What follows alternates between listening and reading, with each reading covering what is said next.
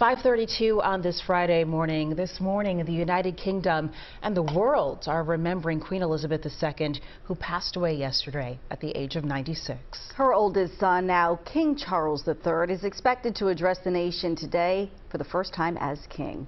Our Jim Donovan is live outside of Windsor Castle for us this morning with more on a nation in mourning. So, Jim, what's it been like this morning already?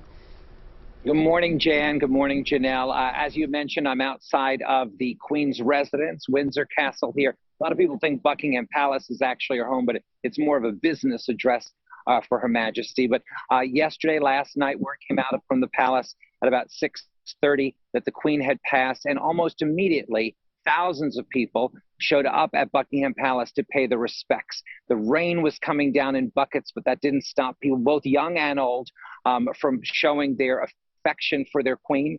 Many of them referred to her as like a grandmother. There was chanting, there was some singing, and occasionally you'd hear from the crowd, "God save the Queen," and also "God save the King," in reference to King Charles III, her son.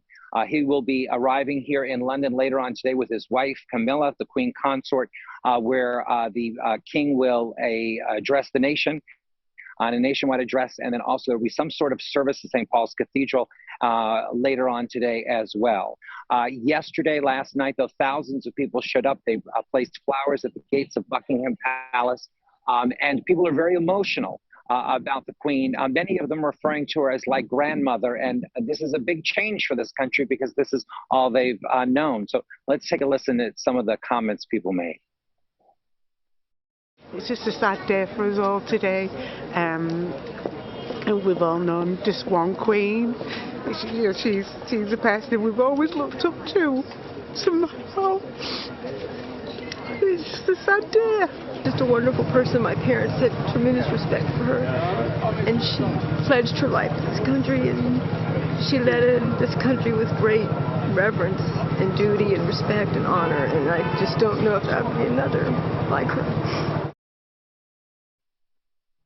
Throughout the city, you'll see pictures of Queen Elizabeth, large advertising signs that are recognizing her death and her passing.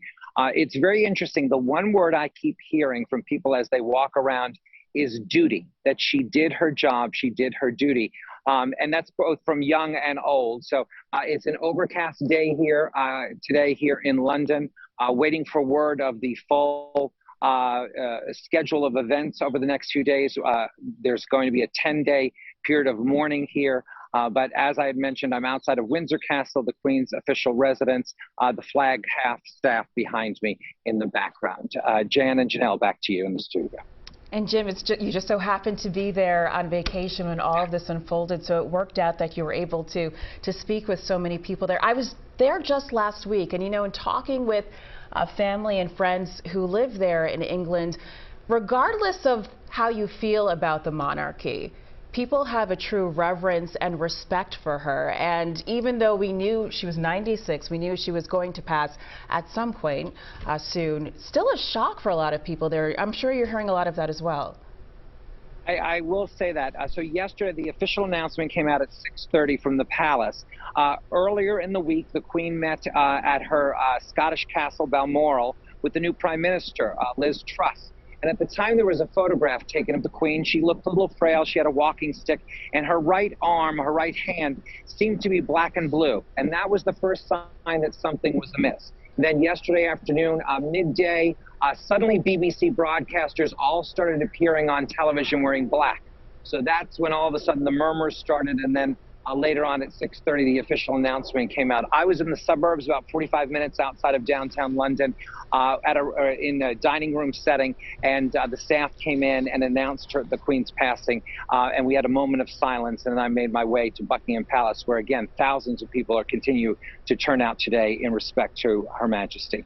Yeah, the Queen really has been that symbol of stability in that country, leading them through ups and downs, war and prosperity. So it was certainly a change for everyone today. Absolutely. And she had been with her husband for over 70 years. And now we see her passing on 17 months after his death. So, obviously a big shift for those who are in the United Kingdom this morning.